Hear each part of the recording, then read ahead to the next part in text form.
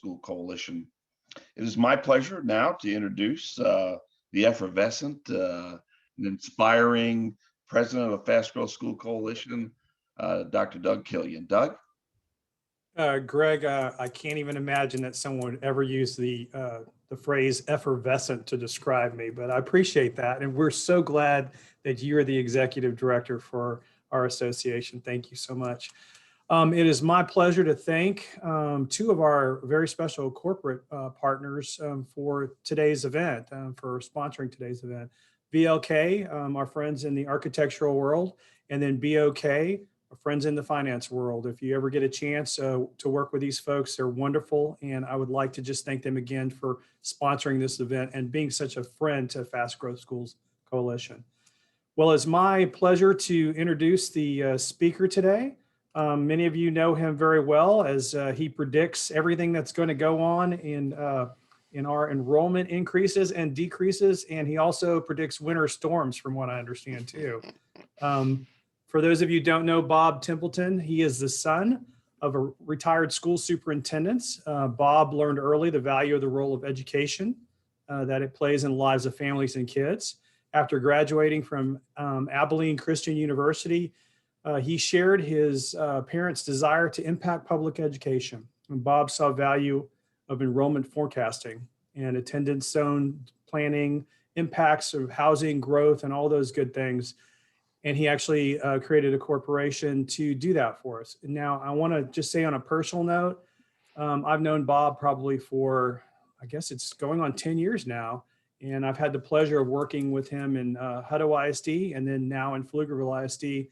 And he does amazing work for us. We just got through a very tough boundary rezoning. And I know all of y'all out there in Fast Growth are well aware of boundary rezoning and how fun that is to go through. And Bob's staff were integral and major support for us through the entire process. So wanted to say personally to Bob, thank you so much for the efforts that your corporation does and the sponsorship as well with our organization. We love you guys, and we are really looking forward to what you have to share with us today. And without further ado, Bob Templeton. Well, thank you, Doug. Thank you, Dr. Smith. Can you see my screen okay? You are good to go. All right. Well, very good. Well, it is great to be here with you today. It is so hard to believe that almost a year ago, in fact, it was February a year ago, we were at the Fast Growth Coalition conference, and I did a presentation on the state's population growth. And little did we know that we were on the leading edge of the most historic event that our society has ever seen. And, you know, we got through 2020 thinking, oh, wow, okay, looking forward to 2021. And we are still experiencing just some really incredible impacts from the COVID pandemic. And then we've got Snowmageddon or Icemageddon, whichever way you want to phrase it, which impacted the state of Texas to a level that had not been seen. And as I started to putting all this information together, it was with great excitement as well as just anxiety, because we truly are in this historic event that I believe is going to have lasting impacts on our society and on education. Today, I'm going to spend just a few minutes talking about some statewide trends around population, and I'm going to be referencing some data from the state demographer's office. And then I'm going to look at some enrollment patterns from looking at some TEA enrollment trends and what we believe are the impacts that we're seeing from the COVID on enrollment. Then we're going to talk about housing, and we'll be using our incredible database where we literally track 90% of all of the single family construction across the country. We track this data every quarter. We're also using satellite imagery that is literally updated on a weekly basis. So we have the ability to kind of look at data from a very detailed perspective. Well, to start off with, as you're well aware, Texas continues to be the one of the fastest growing state in the country. We are continuing to see significant and substantial growth. So even despite the power outage, the water challenges, Texas is still the place to be.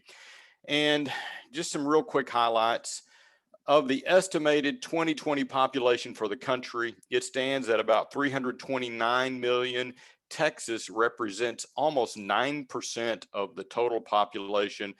And early estimates are that the state of Texas population is going to be somewhere around 29 to 30 million when that estimate gets released. Now, here's a map of the counties in the state. What you can see very easily, this map is mapping the counties by population size. And so those dark blue counties, those have populations in excess of 2 million. And then you can see it's around Tarrant County, Collin County, Dallas County, Denton County. Those 4 counties make up the highest density of population in the DFW region. And then when we go down to the Austin, San Antonio region, you can see Bexar County, which is San Antonio, Harris County. So the population growth does continue to be concentrated in that kind of I-35, I-45 corridor. In fact, that corridor represents about 86% of the state's population is in that kind of triangle between I-35 and I-45.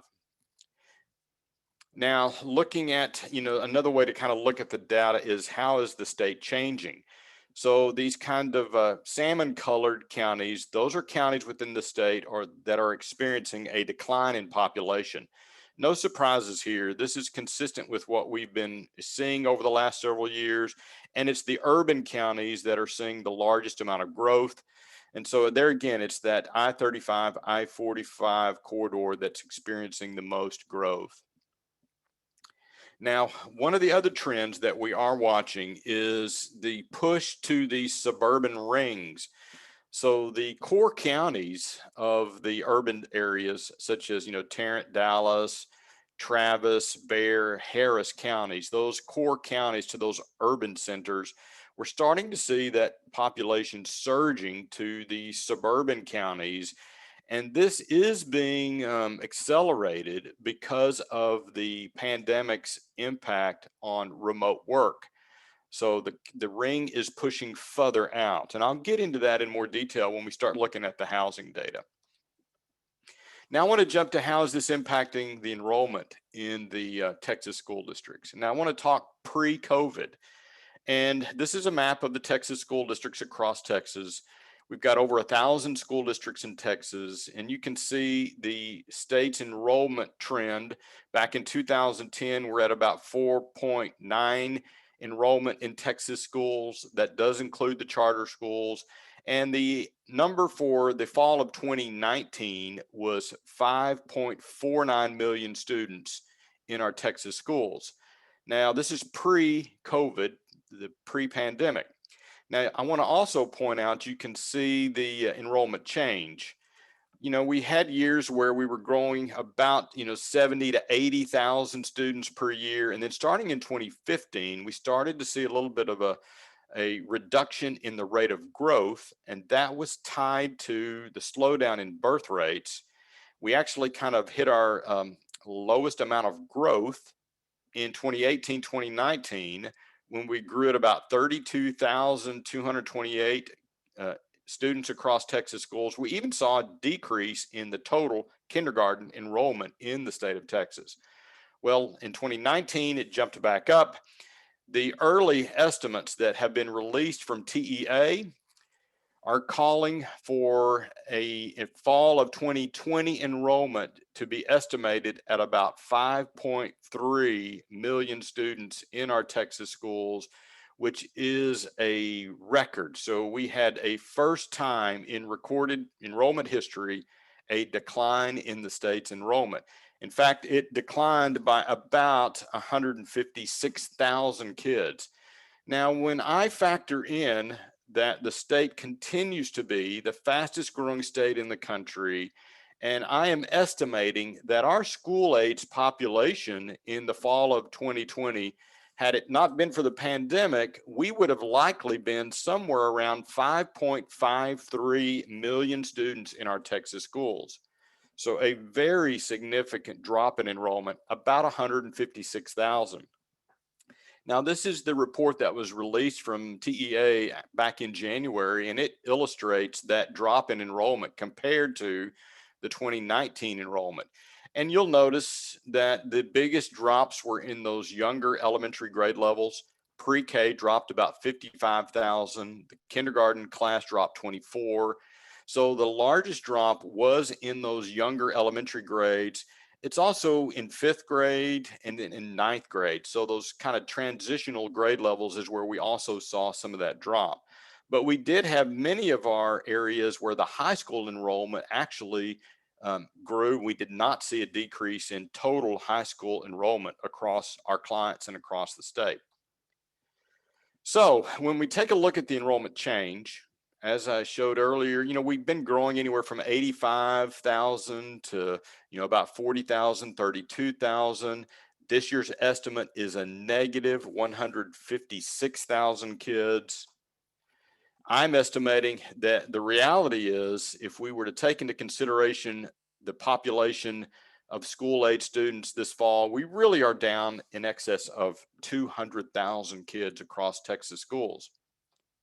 Now, in my opinion, this is a bold prediction on my part. It is setting up for another record-breaking year, but it's going to be the direct opposite. We had a record-breaking decline in enrollment for this school year. Next school year, so fall of 2021, we're estimating that the enrollment growth could be in excess of 260,000 kids. So we are predicting that there will be a sizable COVID return. And on top of that, the continued very strong population growth coming into Texas is what is setting up for an enrollment estimate for the fall of 2021, October 2021, to be at about 5.6 million students in our Texas schools. Now, why is everybody moving to Texas? Of course, we're seeing incredible news almost weekly, if not daily, on job announcements that are coming into Texas. I'm going to highlight some of those. So the main factor that's causing people to move to Texas is the strong job news, the relocations, the new industries that are coming to Texas are just continuing to fuel that population growth into Texas. In the Dallas-Fort Worth area, of course, one of the big industries that have benefited from the pandemic has been online trade, retail shopping online.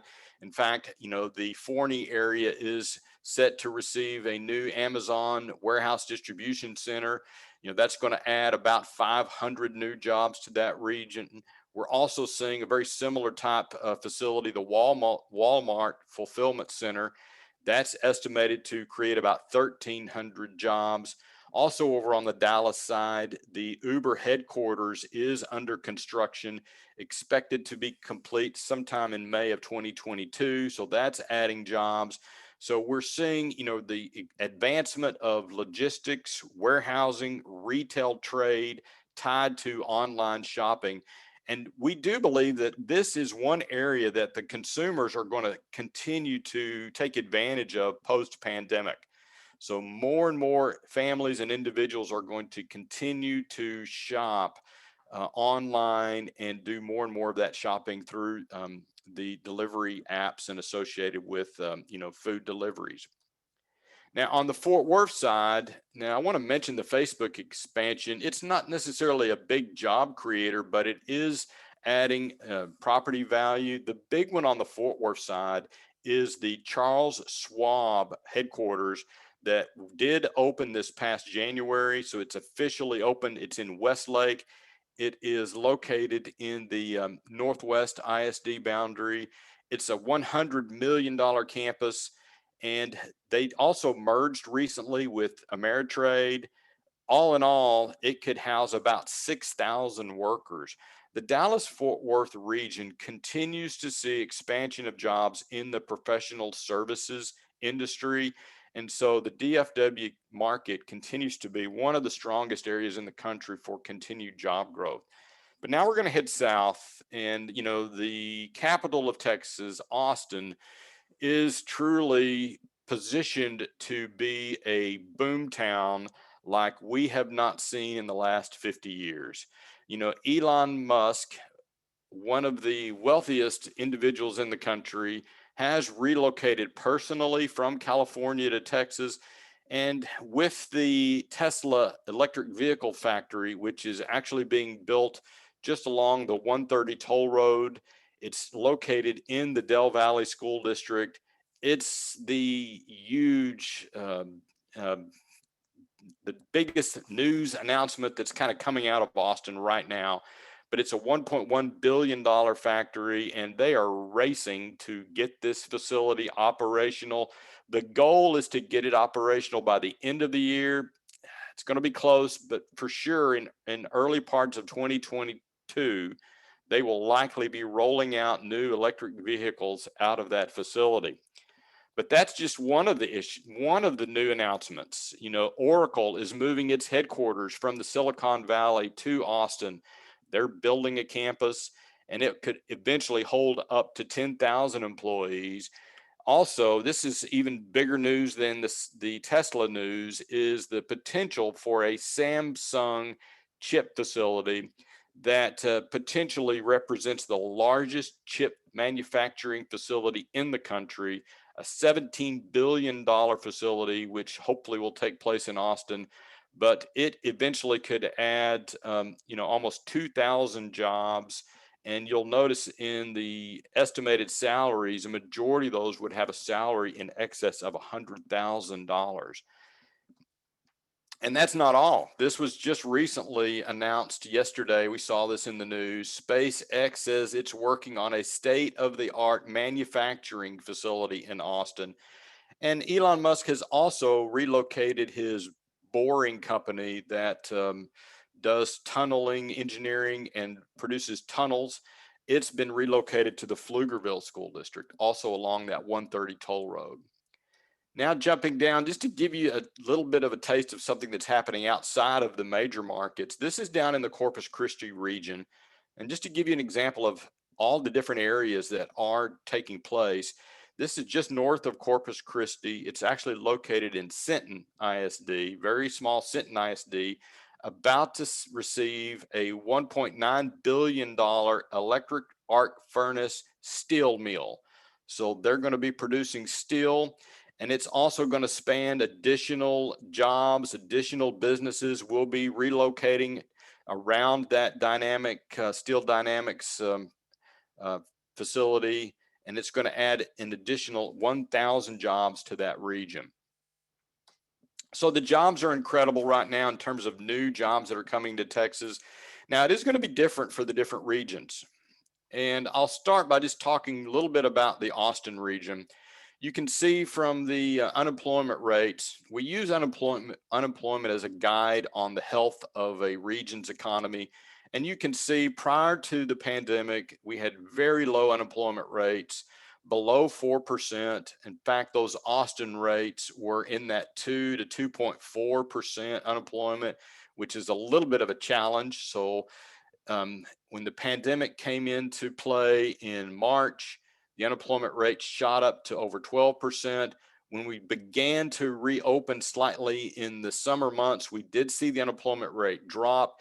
It has bounced around between 5 to 6.4. As of December, it was right at 5.1%. Now, Austin is a technology hub. It's also, the capital, it's university. So it does have some diversity to its economy. But the Austin economy is still a little bit distressed due to the impact on leisure, hospitality, on entertainment. So our major cities are struggling in those areas of the economy.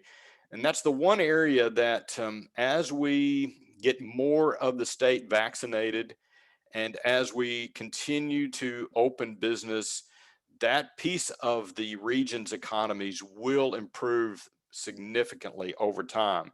The president just announced that we should have enough vaccines to cover the adult population by May/June time period. Now, when we look at the Dallas-Fort Worth economic indicators around the unemployment rate, very similar pattern, but you'll also notice that the DFW region is a couple of points above what's happening in Austin. So the DFW unemployment peaked at about 12.8%, and it bounced down between 6.3 to 6.1%. And so we do expect it's going to just gradually keep working its way down as we continue to reopen business. Now, San Antonio, very similar pattern. It peaked at almost 13%, and then it's bounced around between 8 to 6.4%. Now, San Antonio does have a significant amount of its economy that is tied to entertainment, leisure industry. It's the Fiesta Texas, it's SeaWorld, it's the Riverwalk, it's the convention business, the convention industries. And as you're well aware, we really haven't had any types of in-person conventions over the last year. And so this economy will continue to struggle a little bit until we can get back those entertainment venues open and get back some confidence for our families to want to travel and to want to, take those vacations to Fiesta Texas and Six Flags. Now, when we jump down to Houston, now Houston's picture is a little more difficult, and you can see the pattern in the unemployment rates. Now, the Houston actually peaked above the Texas rate, and so it peaked at about 14%, and it's been bouncing between 8.9 and 8%. As of December, it was about 8.2%. The main reason for this change is the portion of its economy that's tied to energy. So the energy industry is still going to have some challenging months ahead. Even despite the reopenings, it's going to take some time before our consumption of energy, before those areas bounce back enough to hopefully ease up some of the challenges for energy. And it's even thought by some that we may be years before we get back some of those jobs that were lost in the energy sector. Now, looking at housing, this is what's so crazy is that despite the record unemployment rates and despite what's happening with the COVID pandemic, we are seeing some of the strongest new home construction information that we've seen in the last, 15 years. Texas single family permits in 2020 were about 153,000 permits across Texas cities, with a majority of those taking place in the Dallas-Fort Worth area with about 43,500 permits. Austin posted an all-time high of 21,400 permits. What's also interesting is we're seeing these new housing taking place in a little further outside of the main urban centers. We're seeing very strong activity in the Temple, Belton, Killeen area, and we're seeing that push even further beyond the what we would call kind of the normal suburban rings. Now I'm going to take a jump into the different regions. We'll start with the Dallas-Fort Worth region. Now this is a thematic map of the school districts in the Dallas-Fort Worth region, and I have mapped the school districts based on their annual change in the housing rate. So those darkest red school districts have seen the largest increase in single family housing from a year ago. Now the DFW region is they started about 42,630 homes during 2020. Now that's the largest number. You've got to go all the way back to 2005 to see that amount of new housing. Now, the biggest changes from a year ago, Northwest ISD has seen a change of 637 additional starts compared to a year ago. In the fourth quarter of this year, 2020, they started over 1,000 homes. The second biggest area for change was the Eagle Mountain Saginaw district, and then it was Princeton. Little bitty Princeton, north of the Wiley ISD area. They had a change of about 556 over a year ago. Now, keep in mind, that's a much, much smaller school district. So that percentage of growth is huge for Princeton ISD. And then a very similar pattern was Royce City and Forney. So we're seeing some of that growth push east into Rockwall, Forney, and even Crandall seeing some very strong acceleration of housing compared to a year ago. Now, that didn't quite make the map, but what I want to point out just from some research that we have just recently done, we started working with Pilot Point this past fall, and Pilot Point is now seeing, D.R. Horton, Centurion American, one of the largest developers in the DFW region, has a massive project that they're about to start in Pilot Point. So that growth is really jumping beyond those normal suburban rings and going just a little bit further out. Next, we're going to take a look at the change in enrollment. Now, this is pretty fascinating because we saw a very different response from families in terms of enrolling in school by region. So those numbers that I've just pulled up on the screen, these are the numbers of increased enrollment from this year to last year.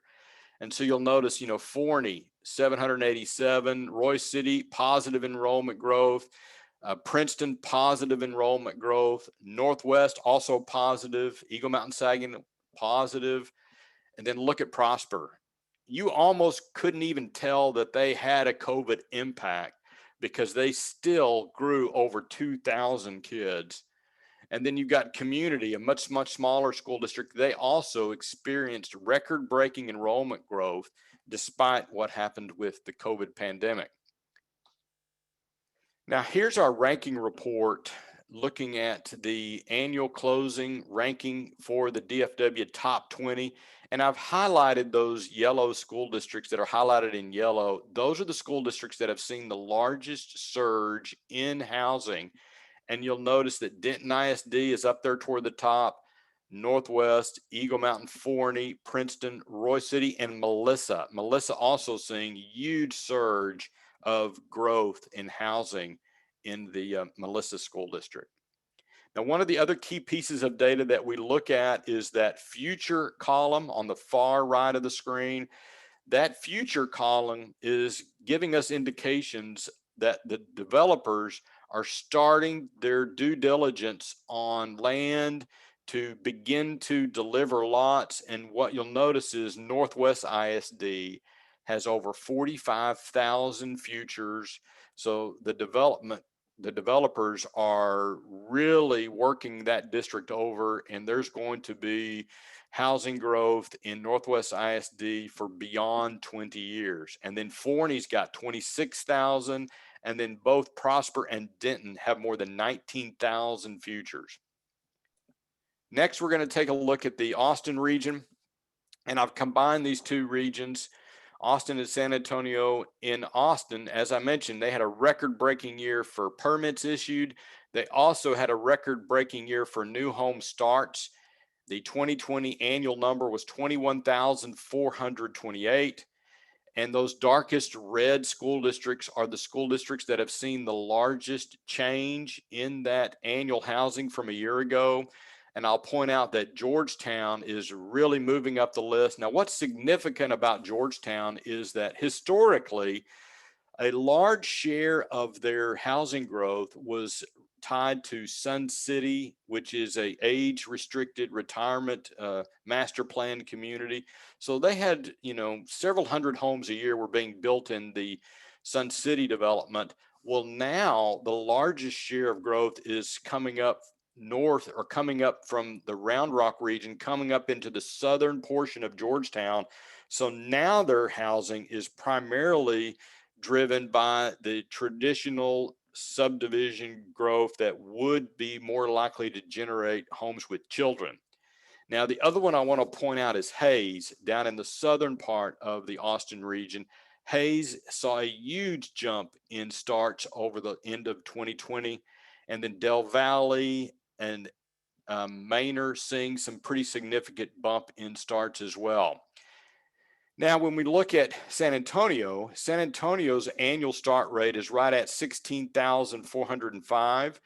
The biggest areas for change, Medina Valley, they are jumping to the top of the list. A year ago, they were doing about 947 homes per year.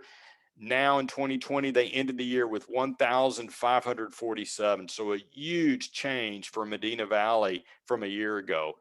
And then also want to point out the East Central School District down on the east side of San Antonio. A year ago, they were doing about 815. Now they're doing 1,327. So they've seen a change by about 500. Now, what's kind of interesting is the response of the enrollment change for this year. It's a totally different response from what we saw in the Dallas-Fort Worth area. And when we looked at the enrollment change for this year, you'll notice that despite having record-breaking growth, their enrollments actually decreased. So Georgetown saw a decrease of about 309 students. The Del Valley School District, a decrease of about 370. Hayes, 514. Now, Medina Valley did see an increase of about 273. Now, keep in mind, this decrease is related to families' concerns about the pandemic. It's the concern with the in-person and also the concerns with online attendance. And that's what's caused this drop in the enrollment. We do know from our research in interviewing private schools that the private schools have seen a very minimal increase in enrollment. It's the homeschool portion that has seen the largest jump in enrollment is tied to homeschool enrollment. Now I'm going to pull up some other numbers to look at just to give you some more comparison. The Austin Independent School District has seen a decline in their enrollment of 3,444. Comal down in the San Antonio region has actually seen an increase in enrollment of about 371 students. Now, my contention is that had it not been for the pandemic, with the exception of Austin, all of these school districts would have seen significant enrollment increase. And so we need to be preparing for the COVID return that is going to happen this summer and fall of next year. Now looking at that ranking report, Leander continues to build the most new homes in the Austin region, but that's about what they were doing a year ago. So we really haven't seen a surge in Leander.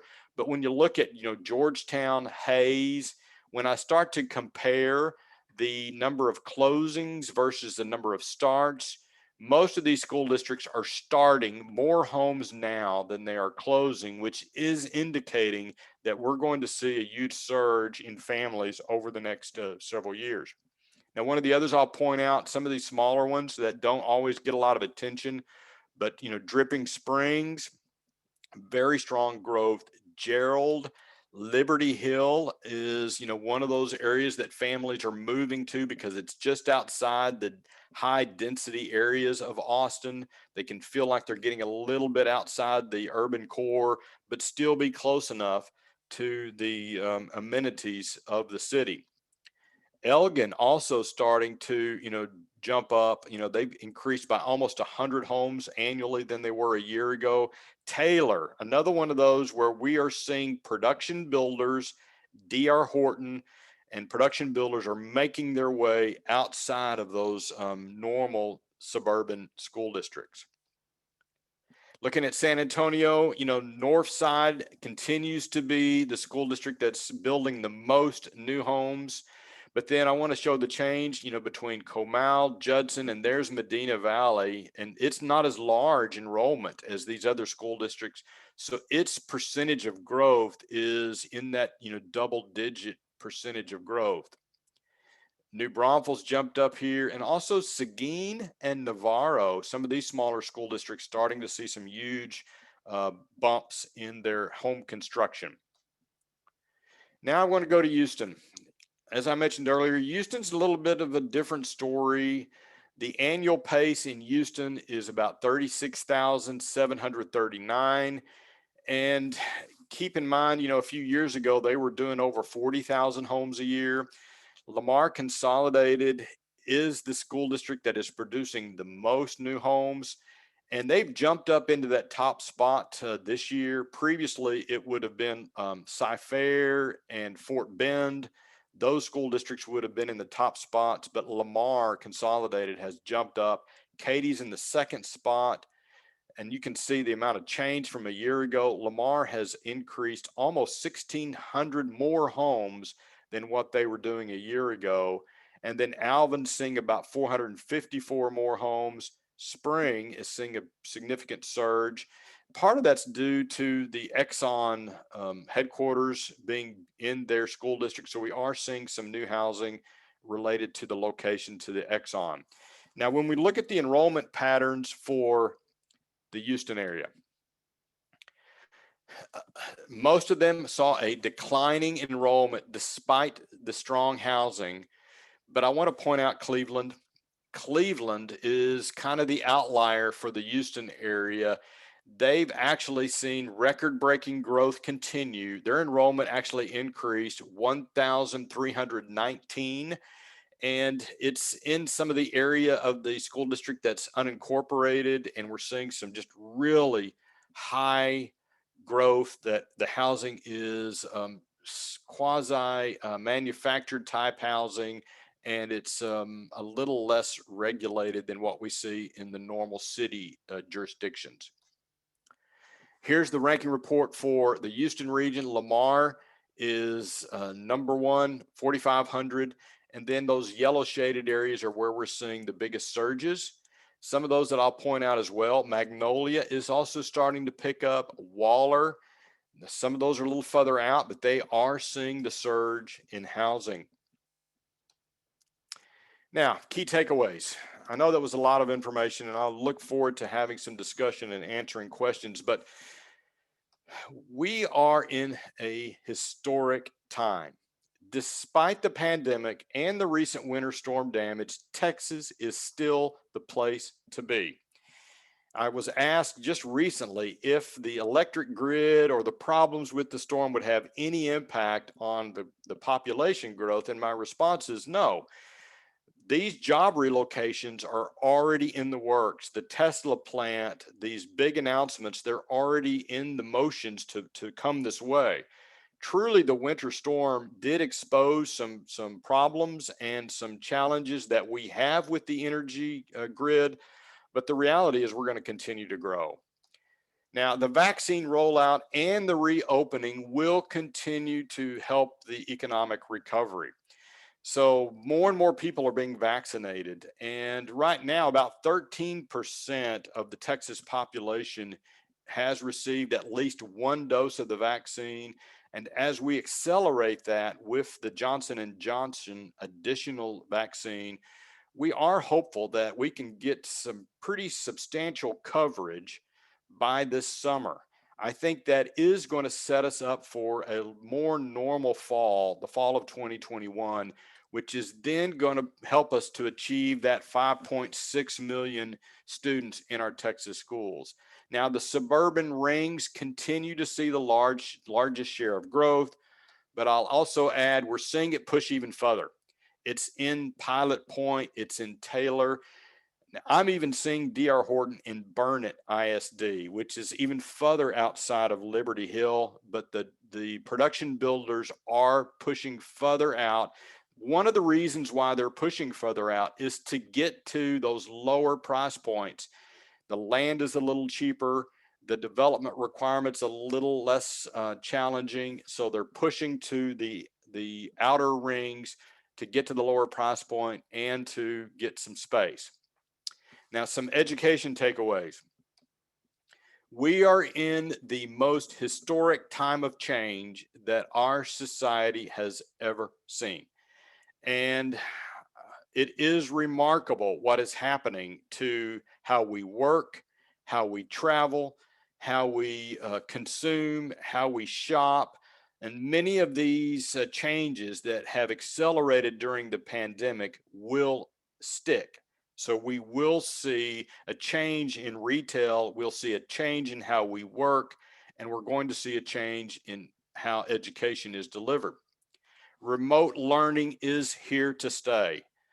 And I've had a lot of discussion with my superintendent friends about this subject, but I can't say this enough without saying that there will be families that will continue to seek out remote learning. So what does that really mean? it means that with remote learning comes an increase in school choice. Now, for the last 10 years, the school choice has been driven by the charter school expansion. Well, now we've got another aspect to choice that's accelerated at an incredible rate that is going to continue to allow families to have more flexibility. And many of them are not doing it out of curriculum desire as much as they are doing it out of desire for the flexibility with their scheduling. In the past, homeschooling was primarily driven by an ideology around educational content. But now homeschooling surge tied to the remote learning means that the homeschool segment is going to continue to have a increasing share of that choice component. Fall of 2021, Texas will see the largest increase in school age population in history.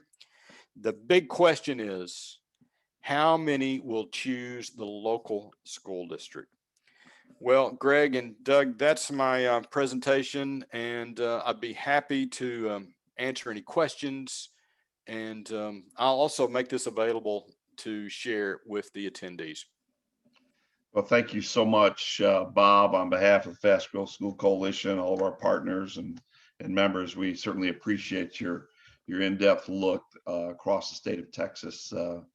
So potentially an increase of 266,000 more students for next year. That's pretty exciting news.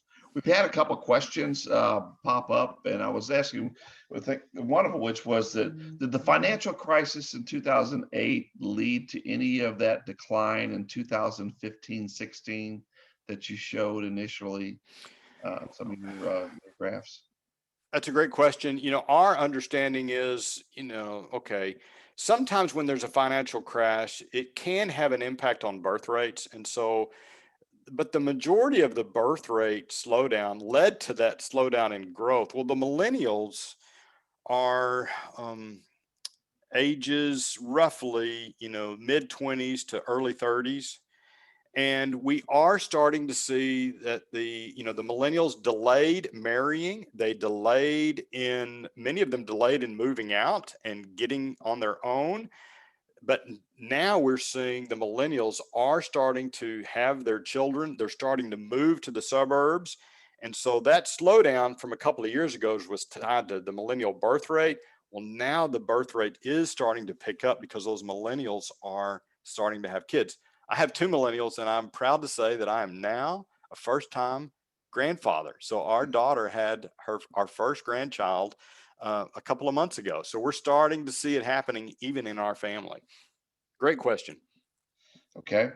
So the other question is, when you look at the issues associated with the emphasis behind perhaps kindergarten kids staying home this year, and then next year they're actually being, to some extent, the commissioner has mentioned that potentially parents ought to consider redshirting their kids for 1 year, letting them stay back another year rather than moving forward to first grade. Does that do anything to your numbers or your projection? Well, it does. And I do think that we could see some real floating between either kindergarten or first. So I think between those two grade levels, it's going to be very difficult to really understand where those younger kids land. Do they land in first? Do they land in kindergarten? I will say that, the biggest challenge is the economically disadvantaged population are the ones that have disengaged. The drop in that 156,000 kids in enrollment, and as I noted, a majority of that is in those younger grade levels. And unfortunately, those pre-K kindergarten kids, majority of those are simply not engaging in education. So they're taking a gap year, they're taking a year off. And so we're going to have a huge surge in that first grade cohort possibly. But the other challenge is many of them have lost a year or more of education time. And it's going to be a challenge for them to get that back. Okay. And as far as immigration is concerned, we know that there's a change in presidents and so on. What factor will that have going into next year? Well, we're just getting that on our radar because we are tracking the news daily around the immigration status. Now, when the children come in, they are held at the border for a certain amount of time, but then they are typically sent to those immigration centers across the country. Some of those are in Texas, but some of those are in other states. So there will be some increase in population that is tied to international migration. So international migration is a component of the population growth, and it could represent, 10 to 20,000 kids just in the immigration picture. So no, it definitely could have a significant impact. And it'll be those districts. I know Fort Worth ISD has an immigration center location, and there's several of the major districts around that do have immigration centers. Okay. The state of Texas has really done a good job of getting kids back into school systems this year. I'm wondering, at least one question that came into play here, I think from Lori Boswell, is the decline in enrollment consistent with other states in the country? Is that what you've been able to draw? It is consistent. I mean, literally every state. I probably have read about 20 states that have seen the same ratio. It's kind of hard to compare it because we're so much larger than most states. Right. But what I've been reading is in the terms of about 15 to 20,000 of kids that they can't track. But no, I would say that yes, the news is consistent that all the states have seen a drop in enrollment, and a majority of those are landing or utilizing homeschool and the virtual options or virtual programs. Okay. And the impact of charter schools on what occurs with those 266,000. I think you kind of finished up your statement. The question is, where are they going to go? What educational entity are they going to go? Any comments about charter schools and its impact on that enrollment bump? Well, they are the one thing about charter schools. Well, not all charter schools are equal. There are some charter schools that are very aggressive and very skilled at marketing and advertising. And, IDEA is one of those. If you watch the NFL championship, weekends, then you probably saw an IDEA charter advertisement during the NFL playoff time. So the charter schools are going to be, challenging school districts, and they're going to be really working to get that increased share of those students. The challenge I have is that it's hard for me to get good location information from TEA. We will get a general location, but I typically have to find out the location of a new charter through the city's permitting process. So I've got to track the city's permitting process to find the location for these new charters that have been approved. Okay. All right. Very good. Well, that kind of takes up our time on our questions, Bob, and I really do appreciate it. I think David Anderson had one about chapter 313, and for people that might be considering that in light of all the enrollment that's going on, and especially the economic drivers with new jobs to Texas. But you've done a great job of capturing the landscape across Texas, and economically and demographically as well. As always, Bob, thank you very, very much for your time and your presentation. We had over 150 register for today. They're sitting in this afternoon. So very, very thankful for your time and your expertise. Thank you. Well, thank you, Greg. Thank you for allowing me to present. We love this information, and don't hesitate to reach out to me if you have any additional questions. Okay. And I'd like to thank again Doug Killian and all the leaders for the Fast Growth School Coalition for your support and your work, making sure that we've got the best, most reliable information as quickly as we can get it. Thanks, Doug. Appreciate it. Also wanted to take a moment to thank Josh McLaughlin from BOK for representing them today, and also for sponsoring our lunch and learn. Thanks very much, Josh and BOK, for your financial service support and your contributions to the Fast Growth School Coalition. We'd like to take a moment now and have Sloan Harris from VOK provide remarks regarding VOK Architects, and also appreciate VOK for sponsoring today's Lunch and Learn. Sloan, I think we're going to open you up.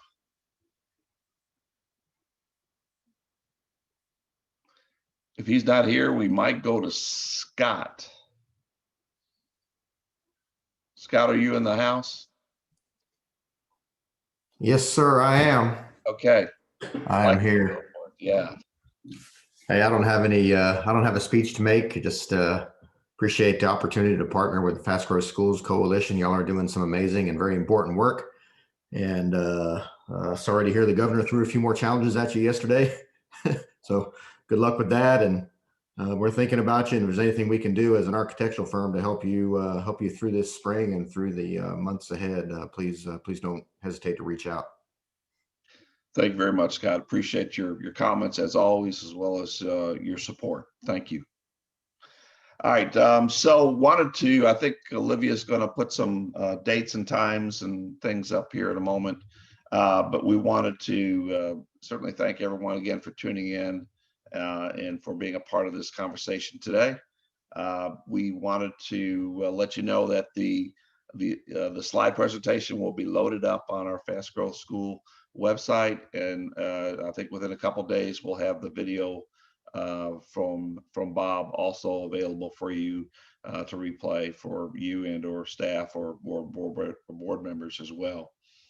Wanted to mention a couple dates. June 17th, we'll be doing a legislative wrap up that day. Let me, if I can back up. And don't forget, we have March 30th. We've got a great day set up for the annual conference on March 30th from 9 to 4 p.m. It's also our annual meeting that day. So for all steering committee members and those that are sponsors and members, we appreciate you joining us that day. Registration has been sent out. We'll continue to send out reminders for those that have attended. So you just click on that link that Paulina Van Edenhill has put out there, and you can go ahead and register.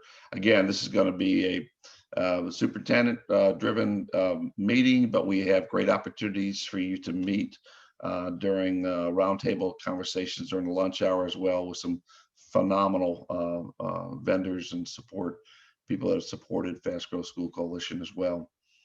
And then you have the date set up for the Lunch and Learns. June 17th again is the date set up for a review of the legislative session. September 18th, October 21st, we'll also come back at you during those times.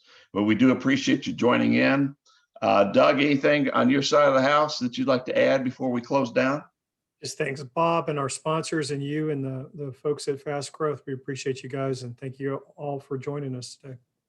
Okay. Thank you very much. There's a lot going on at the Capitol right now regarding Fast Growth School allotment and conversations about charters. So stay tuned. And that 30th was also our rallying cry. We'll show you how to get access to activating your voice so that our legislators can hear you during the last 3 months of our conversations with them before the sausage finally gets made. Anyway, thank you all very, very much. Appreciate the links that are set up on the side, so you can just join in there and get copies of whatever you need. And have a great day. I know your time is precious, so thank you very much and take care. See you soon.